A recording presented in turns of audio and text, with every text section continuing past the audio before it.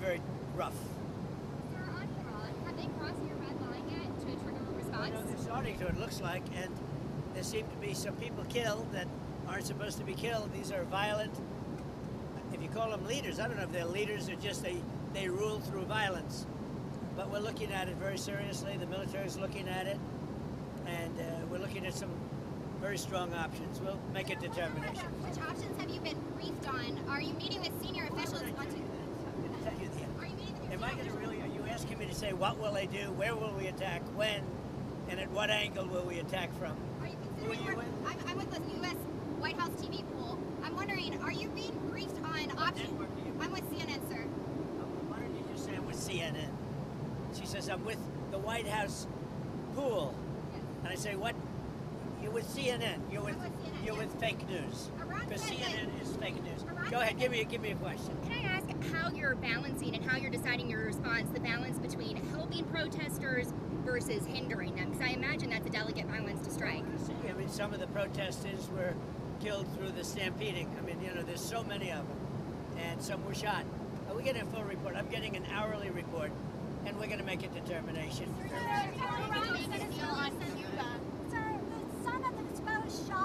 The son of the disposed Shah and some military leaders are encouraging you to take action in Iran.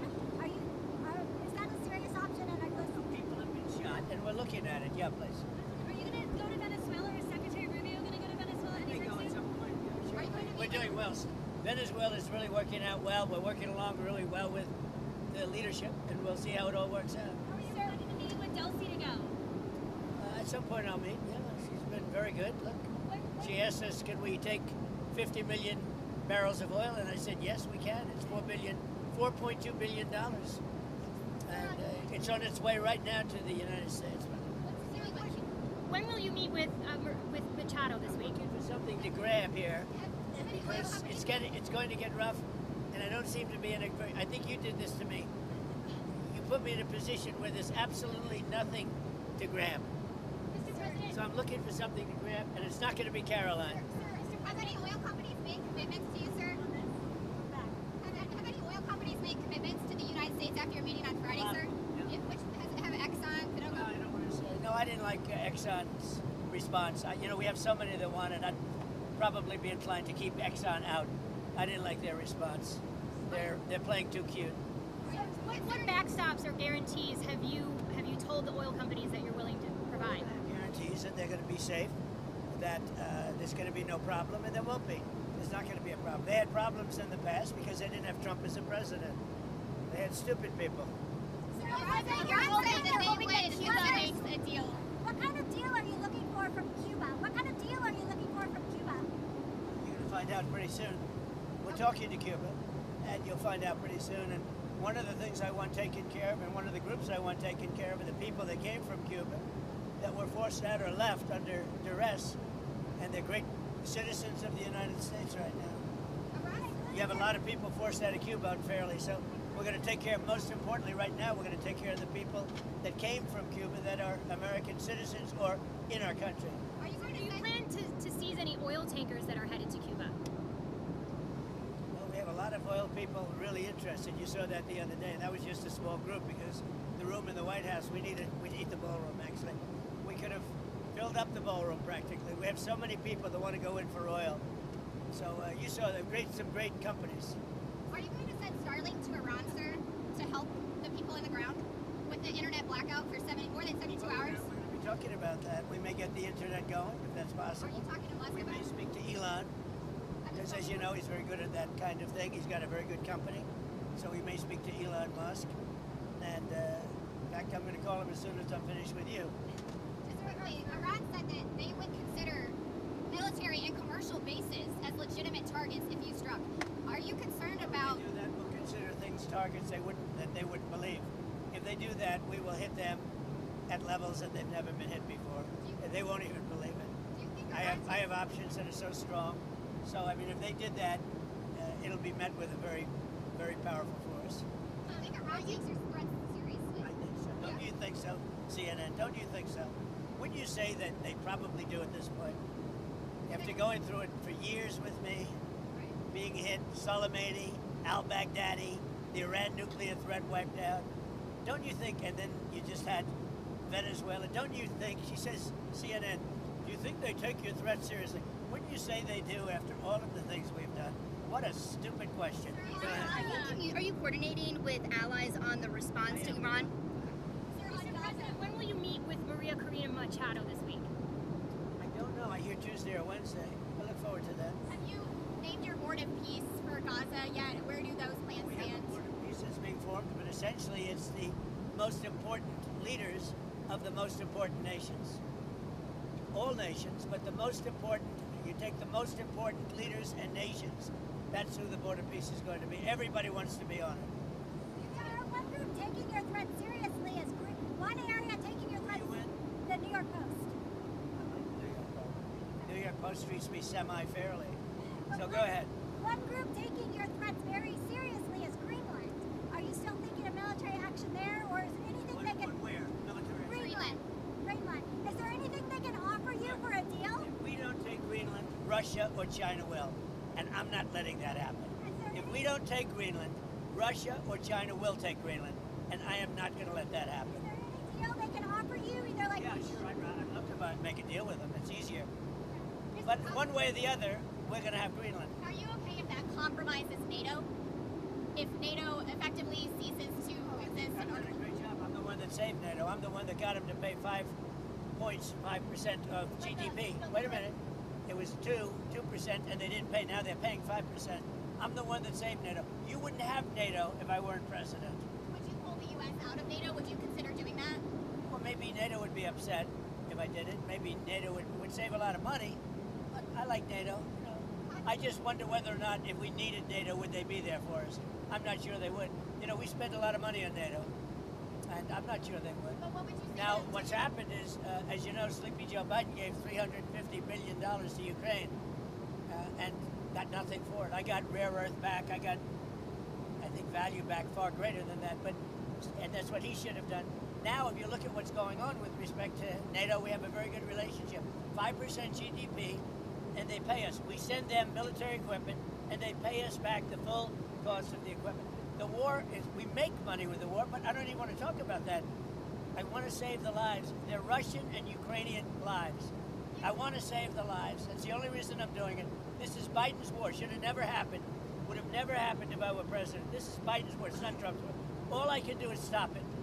And I think we're making progress toward stopping it, which would be number 9 1/4. You know what the quarter is, right? Right? Thailand and Cambodia went at it again, but I got it stopped very quickly. I consider that 1/4 of a war. When was the last time you made a tangible offer to Greenland yet? Have you made an actual offer to Denmark? I haven't done that, but Greenland should make the deal because Greenland does not want to see Russia or China take over. They don't go there. It's very far away from Greenland. And Greenland, basically, their defense is 2 dog sleds. Do you know that? You know what their defense is? 2 dog sleds. In the meantime, you have Russian destroyers and submarines and China destroyers and submarines all over the place. We're not going to let that happen. In the meantime, are you going And if it affects NATO, then it affects NATO. But, you know, they need us much more than we need them. I will tell you that right now. Are you going to UK increase and the amount of Germany, military That's bases? a war that should have never happened with Ukraine. The UK and Germany are discussing plans for a joint NATO mission to protect Arctic security in Greenland. Does that change your calculus at all? No, look, we're talking about acquiring, not leasing, not having it short term. We're talking about acquiring. Does that require And US and troops on if the we ground? don't do it, Russia or China will, and that's not going to happen when I'm president. Are you going to increase the amount of military bases on Greenland in the meantime? But we have bases on Greenland. Are Yeah, you going to do more? I put a lot of soldiers there right now if I want, but you need more than that. You need ownership. You really have. You really need title, as they say in the real estate business. You're on Minneapolis. Your administration has advocated for absolute immunity for the ICE officer who shot Renee Good. How do you define absolute immunity? What does that mean? Everyone's seen it, and the woman was very violent. She's a very radical person. Very sad what happened. Her friend was very radical. Go and But drive. for the officer absolute immunity, how would you define that? Well, I'm going to let the people define it. But immunity, you know what immunity means as well as I do. So that officer But should be back on the people force? can't be treating law enforcement that way, whether it's ICE or Border Patrol or our police and men and women. You can't do that. We have, the law enforcement in our country is doing really well, despite the fact that Sleepy Joe Biden allowed people to pour through an open border. Crime stats just came out. We have the best crime stats on record, despite all the criminals he allowed into our country. We've gotten a lot of them out. We have to respect our law enforcement.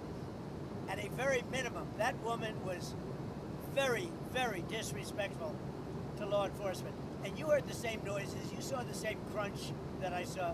You can't do that with law enforcement, whether it's police or ICE or Border Patrol or anybody else. When it comes to ICE officials, though, Mr. President, well, just to clarify on the absolute immunity, do you believe ICE officers should have absolute immunity? Generally speaking, I mean, these people have been harassed and threatened every day. They had bands out playing so they couldn't sleep at the hotel. I see what they're doing to them. They're threatening them constantly. And all they're doing is doing what I got elected on. We had millions of people that came into our country that are horrible people that shouldn't be in our country. They're murderers, they're drug dealers, they're people from mental institutions, they're the criminally insane, they're people from prisons.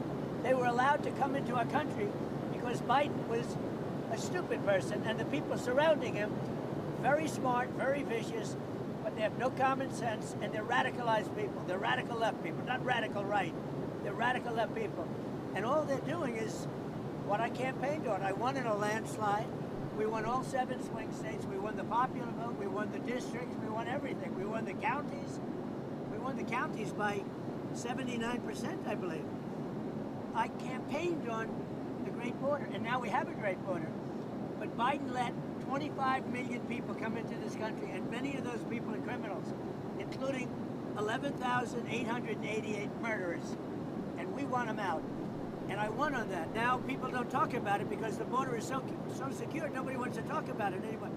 The border was one of the reasons I won the election. I've done such a good job on it that nobody wants to talk about it anymore. The border is totally secure. And now the crime stats just came out, and they're the best numbers since they were taken, and that's like 50 years ago. We have the best crime numbers, despite the fact that a lot of criminals were allowed into our country. We have to respect our law enforcement. Sir, do you believe that deadly force was necessary after watching all the footage a few days have passed? What's your assessment there? It was highly disrespectful of law enforcement. The woman and her friend were highly disrespectful of law enforcement. You saw that. They were harassing them, were following for days and for hours. And I think, frankly, they're professional agitators. But does disrespect And I'd like to find out, and we are going to find out who's paying for it, But does disrespect with their brand new signs and all the different things. But these are professional agitators, and law enforcement should not be in a position where they have to put up with this stuff. What that woman and what her friend and what their other friends were doing to law enforcement, not just ICE, law enforcement is outrageous. do ICE officials anymore? Can you tell us about your trip to Detroit on Tuesday? I'm going to be making a trip to Detroit to talk about our unbelievable amount of factories that are opening up all over the country, many of which are car factories and car plants. We have manufacturing plants opening up at levels that nobody's ever seen before because of tariffs. If we didn't have tariffs, you wouldn't have them opening, although they were very happy with the November 5th election. But we have, from Canada they're coming, from Mexico they're coming, from Germany, from Japan, from all over Europe, and from Japan, other places, and from China. They're opening up car factories, car manufacturing plants at levels that we've never seen before. So I'm going to Detroit because they're going to be opening up plants in Detroit, or redoing plants, but they're really ripping down old plants and building new. We're the hottest country right now anywhere in the world. I mean, think of it. A year and a half ago, we were a dead country, and now we're the hottest country anywhere in the world. Mr. President, the House passed a 3-year extension of the ACA. It's in the Senate. If it passed the Senate, would you veto it or allow it to? I might, yeah, I might. Sir, do you have any information about the suspicious object that was found at Palm Beach International Airport No. before takeoff? I know nothing about it. Okay, and back on Iran, the Ayatollah said that he thinks that the protesters are trying to, quote, please you. Do you see it that way? What's your message to the Iranian people I right don't now? know that they're trying to please me. They named a boulevard after me, but that's pretty pleasing. But I don't think they're trying to please. I think they just want peace. They want to have freedom. The protesters are after freedom. Iran has not allowed freedom for a long time. And the protesters, I don't think they're trying to appease me. They're trying to get somebody to help them. They're under siege. And now it looks like they're being shot, which is a very bad thing. Mr. President,